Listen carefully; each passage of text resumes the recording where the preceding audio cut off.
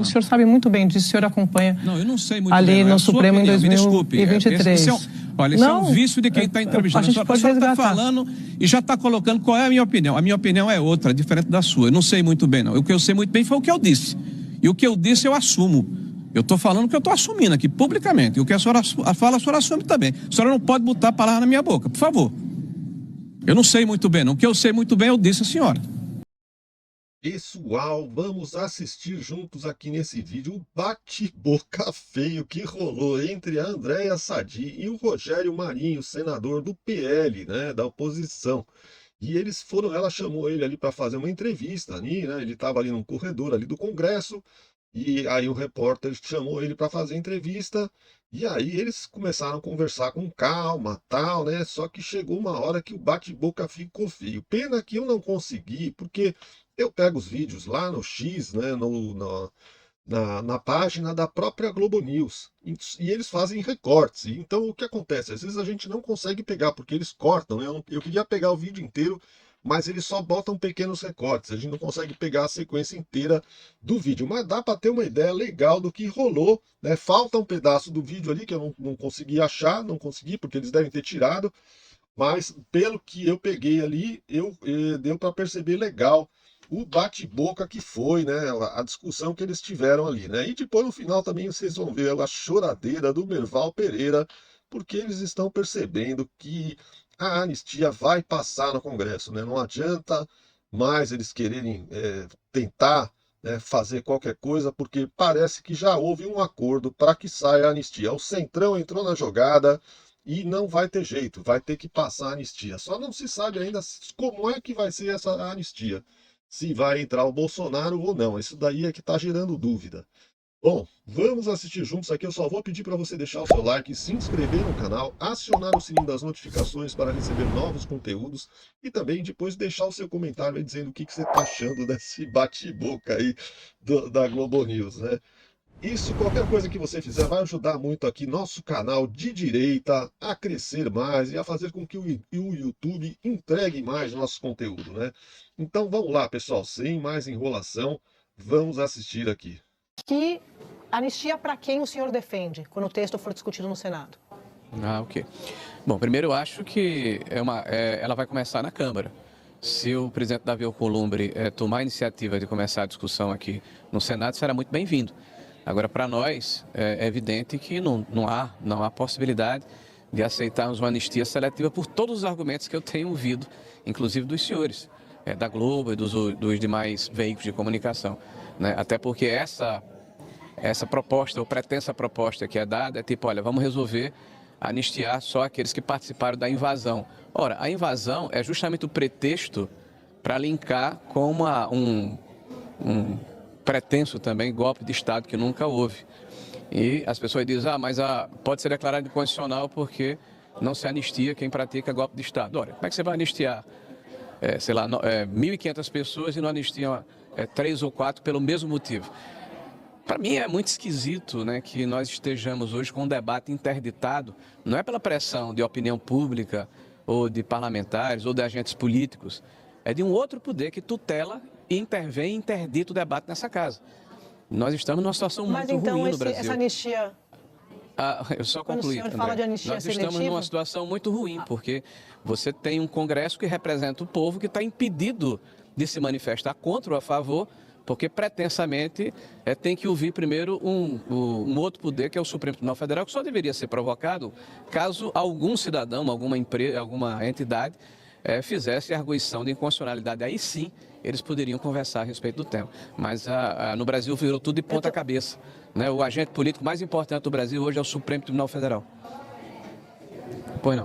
É isso aí, né? O agente político mais importante hoje no Brasil é o Supremo Tribunal Federal. Tem toda a razão, né? Aliás, o Rogério Marinho, ele é muito lúcido, né? Muito concatenado aí nas ideias dele, ele fala as coisas bem corretas, né? Sempre, a palavra dele sempre é muito correta, muito acertada, né? Vamos ver agora que vai começar a esquentar aos pouquinhos, quer ver?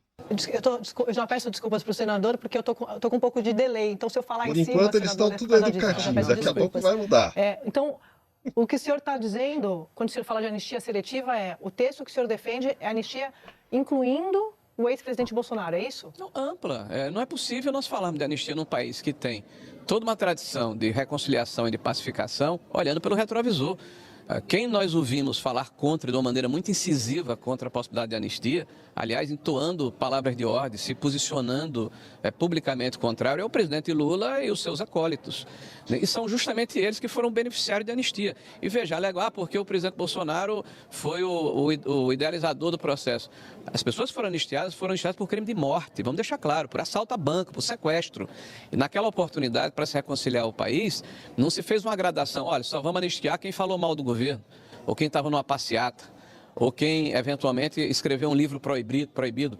Porque hoje no Brasil existe, infelizmente, está banalizado, o crime de opinião. Nós temos aí centenas de pessoas sendo processadas porque ousaram contestar, por exemplo, o judiciário brasileiro e o sistema eleitoral. Fazer uma crítica à justiça hoje virou um anátema, né? Virou um dogma de fé, né? Eu vi editoriais de todos os grandes jornais do país ontem, uníssono, parecendo que estavam conversando entre si, batendo no governador Tarcísio, porque ele ousou colocar em dúvida, né, alguma ação judicial, a ação do judiciário brasileiro. Eu tenho certeza que o que ele quis dizer é que existe no judiciário brasileiro, na alta cúpula, decisões políticas, ministros que falam politicamente, que se posicionam politicamente, e isso realmente causa um desconforto, porque cada um no seu quadrado. A separação dos poderes é a base da democracia liberal, né? Cabe ao legislativo, que representa o povo brasileiro, tomar determinadas decisões, inclusive a sua prerrogativa de decidir pela anistia. Cabe ao judiciário, se for provocado, no momento em que for provocado, nos autos do processo, decidir se há ou não constitucionalidade em relação a essa situação e não tutelar o poder e, de uma maneira transversa ou incisiva, impedir que o debate aconteça aqui no parlamento. Isso faz muito mal à democracia. Aí, ó, o Lula pedindo anistia, pessoal. Botei essa foto aí só para vocês verem como as coisas mudam, né? Como a coisa é uma hipocrisia que eu vou falar. Não dá para acreditar. O que eu sei muito bem, eu disse, senhor. O senhor sabe muito bem disso. Eu não me lembro dessa convicção toda do parlamento discutindo o foro privilegiado quando o opositor era o adversário, né? Quando vocês estavam vendo o julgamento dos adversários, na verdade. Primeiro ponto, não é verdade isso. Sobre o foro, na primeira instância, o senhor sabe muito bem que a discussão que está sendo feita agora é uma discussão de mudança de foro por oportunismo para salvar o ex-presidente Bolsonaro. É disso que se trata. Ela está sendo uma entrevistadora, só que ela já está decidindo o que é o fato, como se a opinião dela fosse a realidade. Aí, por isso que a briga vai começar. Houve a mudança no Supremo em 2023. Cada hora muda cada hora os senhores defendem uma causa em causa própria. E dois, o senhor fala, saiu, o sistema quer tirar Bolsonaro da eleição. Isso também não é verdade. Isso não está em discussão nesse julgamento. O presidente Bolsonaro está inelegível por uma decisão do Tribunal Superior Eleitoral. Como se... Ela falou aí que eles ficam mudando de opinião e mudando as leis de acordo com a necessidade deles. Mas isso quem está fazendo, na verdade, é o Supremo Tribunal Federal e o Supremo Tribunal Eleitoral. Toda hora eles estão mudando de acordo com a necessidade, eles vão lá e mudam a lei, mudam o entendimento para favorecer um, para favorecer o outro, que é do interesse deles. É isso que está acontecendo. O senhor também sabe, esse discurso, é claro, vale para narrativa e tal, mas só para a gente estar encerrando a entrevista aqui, mas só para não deixa o senhor falar o quanto quiser, por óbvio, o senhor sabe, a gente está aqui para o debate, mas não é disso que se trata. Que o senhor disse que não vai dizer o que foi dito na conversa com o ministro Gilmar Mendes, eu permiti, deixa eu só concluir. Aí o senhor, eu devolvo para o senhor. O presidente do PL... Você viu que o clima já está quente, né? A gente perdeu uma parte aí que a gente não sabe o que aconteceu, mas olha aí. Valdemar Costa Neto, aqui na entrevista ontem, ele disse, inclusive, que o ministro Gilmar Mendes teria dito que isso da mudança de foro é um absurdo, porque é um casuísmo, e deu até uma frase, vocês vão criar 20 moros na primeira instância. O senhor estava nessa reunião. Então, não é que o senhor vazou a reunião, não. O presidente do PL contou isso aqui ontem. Isso aqui foi ontem, está gravado, é oficial. Então, só para dizer que somos nós que estamos dizendo. Foi o presidente do partido do senhor que disse sobre a mudança de foro. Só para deixar tudo direitinho aqui. Pode falar, por favor. Obrigado, André, pela sua gentileza. Bom, dizer primeiro que é a sua opinião, a minha é outra opinião. Eu estava falando sobre anistia, não estava falando sobre foro. Já que você está falando sobre foro, eu reitero o que disse. O foro foi mudado por conveniência do tribunal para permitir. Isso é a minha opinião.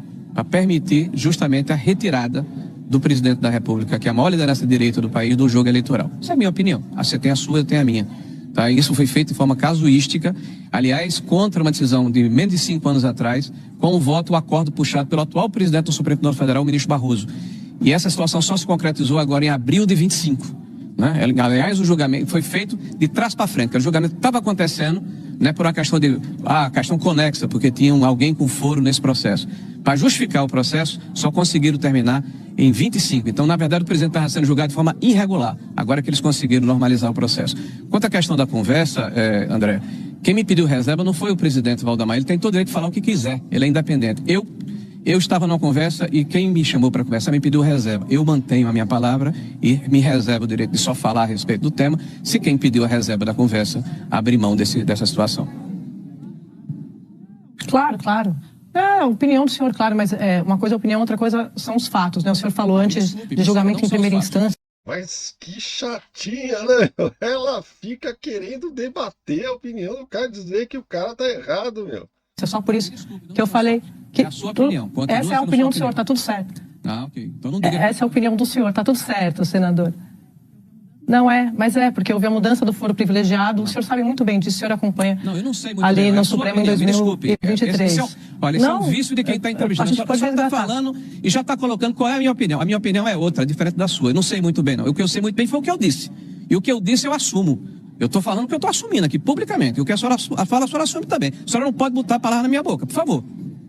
Eu não sei muito bem, não. O que eu sei muito bem, eu disse a senhora. O senhor terminou? Acabou? Claro, a resposta. claro.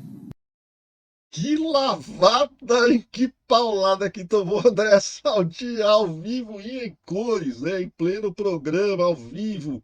Tomou uma lapada terrível, tomou uma bronca forte do Rogério Marinho. Olha aí a camiseta do Lula, que coisa linda, né? Anistia. Olha a cara de bêbado desse safado, meu. Olha a cara. Esse cara é o presidente do Brasil. Meu Deus do céu. Que coisa. Como é que puderam fazer uma coisa dessa, meu? Vamos continuar aqui que nós vamos ver agora o Merval Pereira chorando as mágoas terrivelmente. Você, Merval? Eu acho que se aprovar na Câmara a anistia, vai se criar um movimento político meio incontrolável. Sim. E não creio que o Senado vai se recusar a fazer essa anistia como a Câmara quer, ampla, geral e restrita. E também não sei se o Supremo vai bancar, vetar uma decisão do Congresso nesse sentido. Eu tenho a impressão de que é meio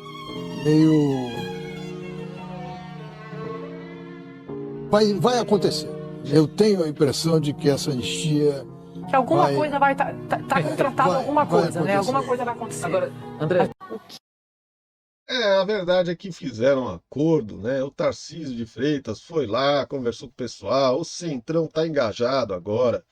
O partido lá, a União Brasil, que ficou agora União Brasil e União Progressista, que eles fizeram um acordo, juntou os dois partidos, União Brasil e o Progressistas, agora virou praticamente um único partido, né? E eles saíram da base do governo, eu não sei se vocês viram, mas houve uma reunião entre eles fizeram um comunicado do partido mandando que todos os ministros ou todas as pessoas que estão trabalhando para o governo, que eles têm que sair, né? Imediatamente, né? Não podem mais ficar, senão eles vão correr o risco de serem expulsos dos partidos, né? É a União Progressista, então é a União Brasil e o Progressistas, né? Que é praticamente, acho que o segundo ou terceiro maior partido, agora na partir da União que eles fizeram, ficou gigante, né? Um partido gigante. E eles abandonaram o barco do Lula, né? Saíram fora do governo, e o Centrão, né? O PSD lá do Kassab também está largando mão do Lula e resolveu ajudar ali, né, esses partidos também, né, a oposição, né, eles estão a favor da oposição, então tá todo mundo a favor da anistia, né, porque é lógico, tá todo mundo percebendo que esse julgamento aí é completamente absurdo, né, completamente, é uma vingança que eles estão fazendo aí contra o Bolsonaro.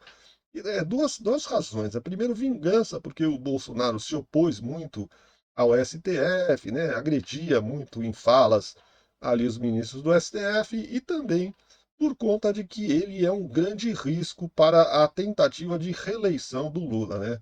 Com certeza, se o Bolsonaro estiver no jogo, ele poderá se eleger facilmente.